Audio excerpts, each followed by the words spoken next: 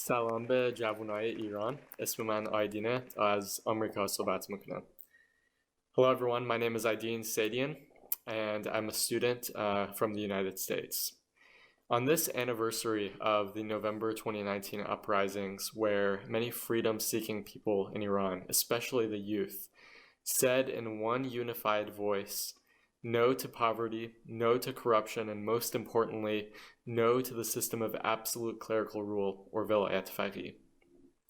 But what was the key message of the November uprisings, where those who sacrificed their lives came together under one unified voice?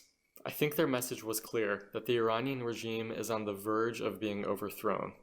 The Iranian regime has no future, and like other dictatorships, this backward and fundamentalist regime belongs to the dustbin of history. No matter how much this regime tries to project its power and claim that there are no alternatives, the reality on the ground is much different. The Iranian regime is hard at work trying to establish the narrative that they have no alternative to them. They spend millions of dollars to whitewash their crimes and use lobbyists and proxies in the West to continue to push the narrative that they are the only option. But the reality on the ground with the ongoing protests sheds a very clear light on how much the people of Iran truly reject this regime. Another clear message of the November 2019 uprisings was the rejection of historic dictatorships in Iran and the alliances that form between them.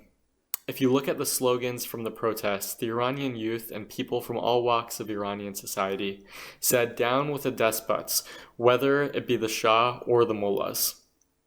The Iranian regime has reached a point where it is at a tipping point. You can see this every day with regime's officials admitting that they are at the near of their end. In a recent article, an IRGC member said, with all of the sanctions and pressure, the public dissatisfaction has led to protests which will become a crisis and rebellion for the regime. Of course, the regime's lobbyists and surrogates in the West will do everything in their power to throw this regime a lifeline, but they are bidding on a losing horse. One of their main arguments is that the primary opposition of the regime, the MEK, does not have a popular base in Iran. But if that is the case, the regime's officials will have some explaining to do.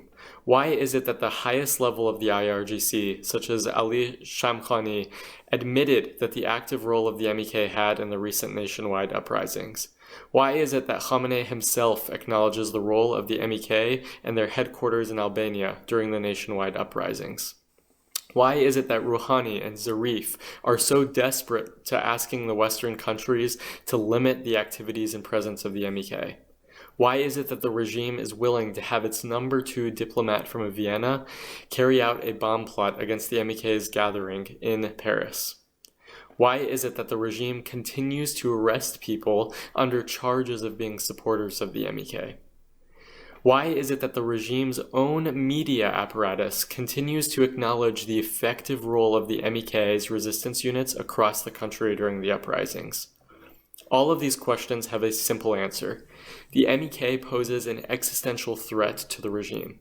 The mullahs are fearful that the popular support of the MEK is continuing to grow in Iran, an organization that has a proven track record of fighting against not one but 2 dictatorships. It is willing to pay the price and pave the way for all Iranians to rise up. It is an organization that is not fighting to gain power, but is fighting for the people's rights and legitimacy of a ballot box and a free Iran. That is why we are proud to be Iranians. That is why the future of Iran holds, and the resistance units are so crucial to the future of Iran. With that, I thank you, and I have no doubt that our movement will be victorious.